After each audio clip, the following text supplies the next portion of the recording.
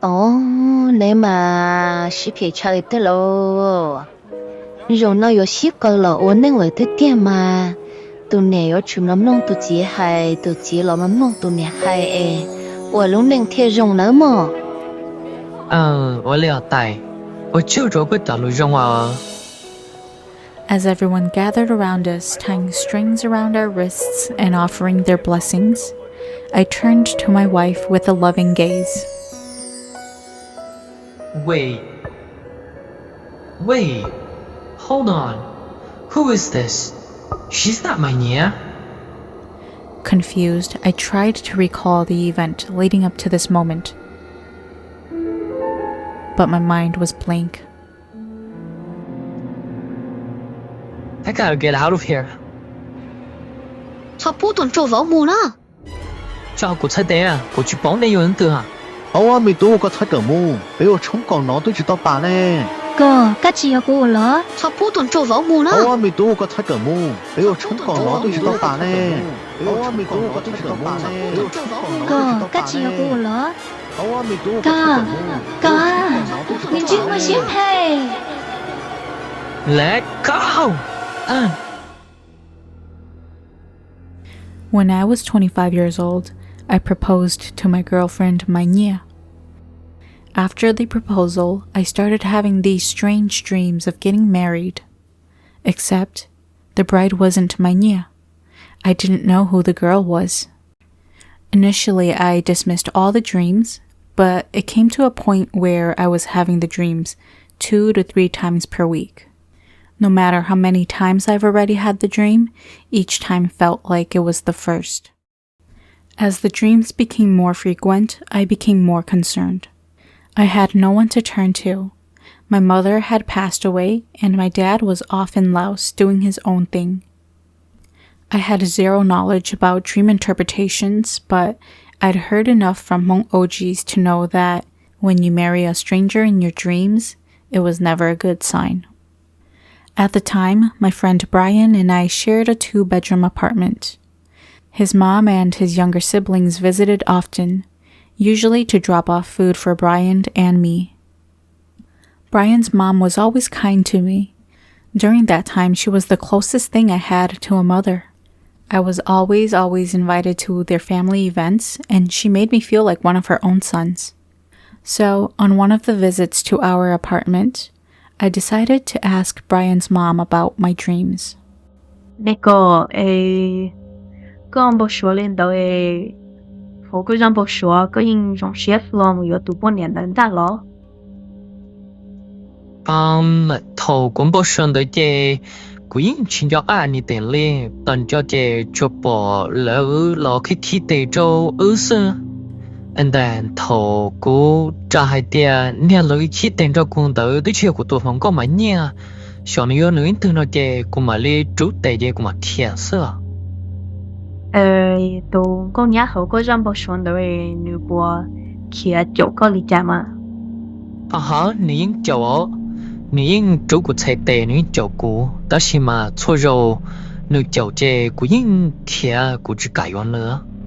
Thế nên chỉ tao mấy chỗ ở yếu hay tiệt, yếu ở chung biệt loại có trong chef lo mà yếu nữa nó mà biết. Chỉ mua lý có. Giờ cái tương bộ số nó đâu rồi lý có mà chỉ trong ở trên nhà ở bé kiểu lồng nó chè giờ bộ số lý có thì bé hết tiền mua chỉ lột tổ nó nữa. Chỉ bảo xe có gì nè họ chỉ cho cái tiền cả,แต่chỉ ở này cho cái tiền ô nó chè. Có thứ có tao muốn cho có gì thà có bị bịa trong nữa, ấy có hai cái nữa thấy thân nên sai có. Giờ này họ cho cái tay chill nó lo, hay có gì cho có một chút xíu vui lợ, ấy tôi tháo bắt chịu đâu nào. Yeah, I'll tell him. The dreams kept coming, but still I kept all of it to myself. I knew there was no point in telling my dad because all he cared about was himself. One night, I woke up with a full bladder. I got out of my room and went down the hallway to use the bathroom. After finishing, I opened the door and reached for the light switch.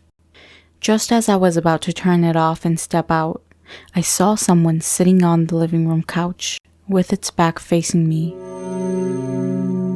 I did a double take to see if it was Brian, but the one sitting on the couch had long hair. I sprinted straight for Brian's room. I grabbed the doorknob, yanking and twisting it while shoving my full body weight against the door. The door flew open, violently slamming against the wall, and I jumped right into bed with Brian. He jolted awake. Whoa, what's going on, dude? My hand was trembling. In the living room. Are you sure? I'm positive. Skeptical, Brian had his tennis racket in hand and got up to go look. While still in the room, he stuck his head out to look down the hallway into the living room. He backed up into the room and shut the door. I don't see anyone. I don't know, dude. I could have sworn I saw somebody sitting on the sofa. Thật cuộc khiêu của trong hôm nay thì lúc tính chỉ một chỗ bên living room and then của bỏ.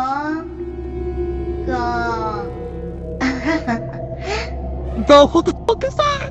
Afraid, Brian ran from the middle of his room and hopped back into bed with me.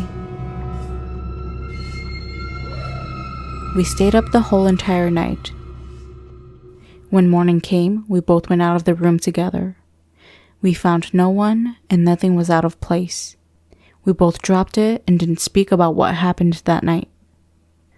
Brian's bedroom door was, however, broken from when I shoved myself up against it. Some of the screws ended up being stripped from the frame, making the hinges loose.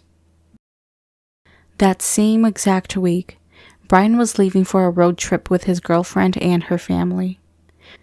On the morning that Brian was leaving, I stayed in my room while he moved around the apartment, packing up the last of his things. His room was right next to mine, so he had to pass by my open door to get to the front. I barely looked up, but I knew he was going back and forth carrying his bags from his room to the front door. Before leaving, he came back and leaned up against my doorway. Hey, girl, do you know how much longer my Nia is going to be in the bathroom for? I frowned. What? My Nia's been in the bathroom for a while. I was waiting for her to come out so I can get my toothbrush. My niece not here. What? I thought she was going to stay over. No, I never even picked her up. Brian stared at me, and in the moment, I focused my hearing. I could tell the both of us heard the running water in the bathroom. Brian looked like he wanted to say something, but instead he shook his head and said, Oh shoot, my bad. I was using the bathroom earlier. I guess I left the water on. But anyways, I'm gonna take off soon here. I'll see you when I get back. Yep, have fun. As soon as I heard the front door close behind Brian, my phone buzzed shortly after. It was Brian calling. Hello? What's up? Hiko, go hire got some chai, but get whatever you need and get out of there. The hair on the back of my neck stood up. I didn't need an explanation. My hands moved as fast as lightning. I shoved a few essential items into my backpack and actively tried to ignore the heavy feeling that was building in the apartment. It felt like I was being watched from the corner of the room. I snatched my car keys and ran out of there without looking back. I met with Brian, who was already outside in the parking lot. Bạn có bỏ chuyện sai có trực hệ của bây giờ? You telling me you didn't feel anything weird in there? No, not at first. But when you said my niece was in the bathroom, that's when I was like, Brian, how you doing? Like, my niece's not even here. Not gonna lie, I was pretty freaked out. What exactly did you see? I don't know, man. You sure you want to hear it? Yeah, just tell me. No matter what, I'm gonna stay somewhere else until you get back. Okay, but anyway, so Tabata, you know how you had your door open? As I was packing my stuff and then I kept going back and forth from my room to the front door, I looked into your room and then my niya non to go hoa. So I thought my niya don't over the weekend. She was standing behind you, like slumped over, like Nundoko Shaikolo computer, okay? And then I saw her walk into the bathroom. She shut the door and locked it and everything, and I watched all of that happen. I waited forever, but that's why I came and asked you when she was gonna come out. And you were just gonna leave me in the apartment alone like that? Hey, look, man, I'm sorry, I didn't mean it, right? I was doubting what I saw too, that's why I thought you would be fine. But like, the reason I called you to pack and leave was because told you leave. Look, get people on its own. I didn't even open it. That thing was like ready for me to leave. Brian ran a hand through his hair and exhaled. Damn, bro, whatever that thing is, I think she wants you. 哎，个就看呐，个包不等不说其中一天啦，个chẳng hay có thế à? I'm just saying. There has to be something up with this apartment. While Brian was away, I went to sleep over at my sister and brother-in-law's house. Fast forward to when Brian got home from the road trip, he called his parents over to help fix the door that I basically broke that one night. Behind the scenes, Brian told his mom about some of the things that happened in our apartment. When they came to fix the door, Brian's mom asked, Các bộ tàu hay có gì à, ní bộ tàu ổn định là gì một chút xí phu là đi chào. Quý chẳng ô bảo số tàn li tất gì mà cụ tới chỉ đâu hay khai đồ cụ chế li. Ôi cha, có hơi chị hay mà.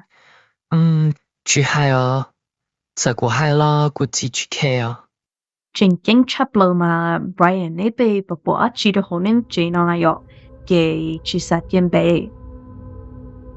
Nó Friday nó nè, ní lâu hầu là kể ní, gạt hai tổ bị chơi ó, cũng một tình của tôi này lâu tuổi thì, nó Friday đâu thì ôi thanh nín say cọt thế Brian ok nè. Brian, có bọn nó. Yeah. No Friday nó kể có cho coi ní tổ bị chơi nè. Okay. On that day, Brian and I went over. It was Brian's aunt that was going to Oningshai me and Brian. Before starting the ritual, Brian's mom explained a little bit about her concerns and also what she wanted the aunt to look into. Cô Oning nó kể có ba say đồ say. Ôi cha, anh em mình nhọn nói cái pi bộ bỏ chi cho bệnh cái lúc này apartment nói cô say yo anh chịu. Tụi mấy tối này nè Brian tụi phong yêu. Nếu như bảo số ta li phải tiền mua lên từ thiên đừng có sử dụng ấy bỏ nên lọc khi tây đồng cái blog đi à. Có họ ba say còn đỡ tiêu kia. Yêu mua ăn chơi yêu tụi chạy nó là có ba mua để chạy đồ thế nào. Mua lại còn này bây giờ chị cũng mà say đồ nữa.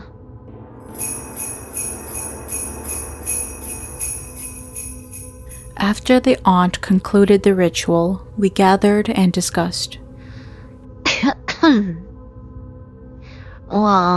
Cô ổn định một đề. Tớ mấy tôm Brian mà chỉ mua ăn chi nữa. Ta xin tớ mi tú con à. Cô ổn định chè quý bỏ ít thu bỏ nền thôn trải có lại. Tụ có bỏ hậu cầm bao số thế tụ Brian này bỏ cho hậu nếu ở phòng mình chè yêu tí tụ sữa. Tụ nó mà nơi tới chỗ có là tôn tế hình là nó chè dùng lý giả á chỉ ở nơi tứ mà mua số là nó hình cân cầu á cô hai chè nó tập hậu sứ nó chỉ cả một đứa nó. Có sự xa xe có bọn chỉ ở bó hết tù thì lòng oli nó cho coi nỉ hơn cử. Chỉ bảo là sẽ bồi dưỡng cụ nè số tiền. Mày tụ nó mà nó chưa có nè nó chỉ li nó giờ coi tụ phong ấy tụ yêu khó từ nè mà rong lên thì chỉ xe chúa ý là lù hay chỉ tàu tả cho con là nó rong lên tờ nào mày tụ.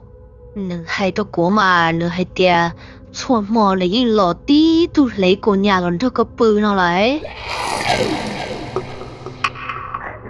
cô yên muốn này chết chạy trở thia ta chỉ mà chỉ bảo tiền nửa bao nhiêu vợ nữa này cháu lúa chè này chỉ tàu ta chỉ cô mua bia mày cho con cá sấu có tuần chu chè mù lợn nọ mà có tuần chu tới mù đất đấy tụi nó tới cho có tuần chu mù đất đấy rồi nữa giờ hai đứa có biết chẳng bỏ nó chè bây giờ tụi ít thành nên của ra món nữa của kia có nên thân thiệt tụi con gì lỡ.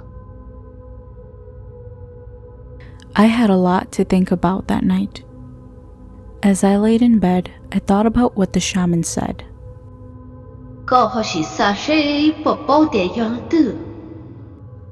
There was this person that I hadn't thought about in years, but I was reminded of. I got back on my computer and I opened Facebook. In the search bar, I started typing Pader Lee, Pader Lee. There were hundreds of Pader Lees in the search results, but only after a few seconds of scrolling, I spotted the familiar face. Way back in 11th grade, Pader started approaching me because she had a crush on me. I wasn't into her, but she kept finding excuses to talk to me. She never gave up. At some point, I started to develop some feelings for her. Not a lot, but enough. Plus, the idea of having a girlfriend sounded nice, so I went along and we started dating. Our relationship was rocky, mostly because of me. Since I never really liked her that much to begin with, I treated her badly. Right after we graduated high school, her parents decided to move the whole family to Alaska. Before she left, she cried begging me to take her home and marry her. I said no. Looking back, I still think that was the right choice because we were way too young.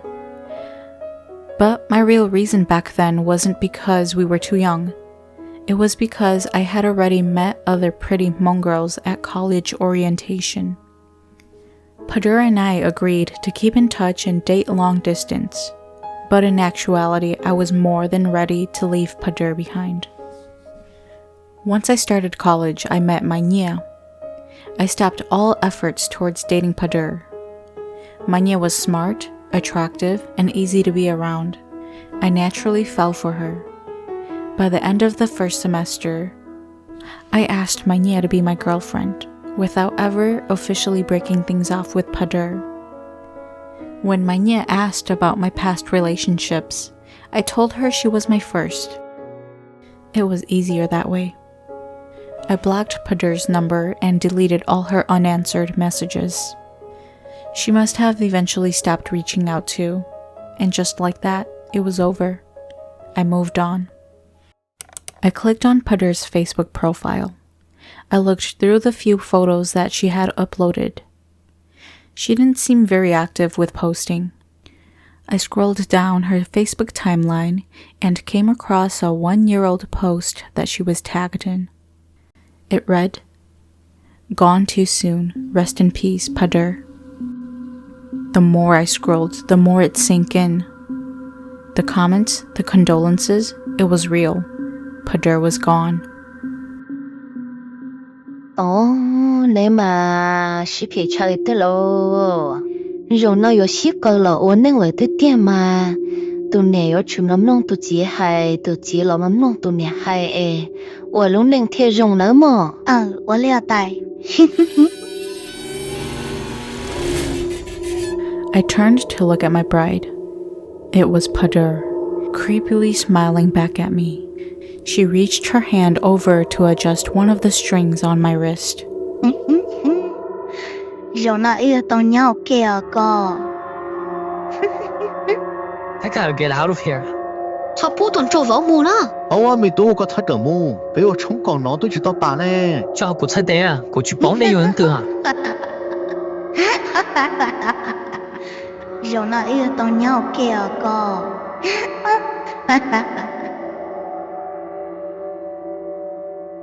I woke up drenched in sweat. For weeks, those dreams had been identical. Same setting, same dialogue, and same people, but this one was particularly sinister. It was the first one for Padur to reveal herself.